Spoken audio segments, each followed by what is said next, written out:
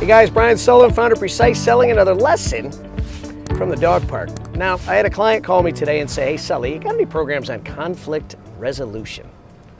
I'm like, it's not my favorite topic. I prefer everyone gets along. But he said, we got some issues. I got a couple salespeople who they're not getting along on my team. How do we fix that? And I said, well, typically conflict resolution starts with one guy who's being a jerk. The other guy hears the one guy being a jerk, and then, well, he's got to out-jerk the jerk. Ultimately, what you find out in all of these cases is that two of them are being a bit selfish.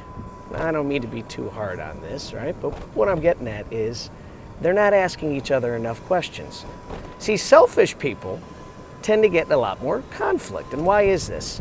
Well, they tend to be really bad communicators, meaning they make a lot of statements. I feel this way. I think we got to do it this way. I don't care what you think. So they communicate statements. What happens is the receiver of those statements goes equal and opposite from what they say. Because that's human nature. Whose opinion do we love the most? Well, we love our own. So when someone fires a statement on us, well, the first thing we do is we not only don't agree with it, but we think of the exact opposite. Thus, conflict arises. So if you want to heal conflict, it's really simple. Ask each other more questions. What does it mean? Show interest in others. You know, it's very rare that selfless, loving people who ask a lot of questions of others are ever called jerks. Why is it? Well, think about it. If someone came up to you and said, hey, what's your name? Where are you from? Oh, you got family, you got kids. And they got you talking about your number one product, which is you, and of course your best products beyond that, which is your family. You would never say, I want to conflict with that person. No. You'd say, I really like that person.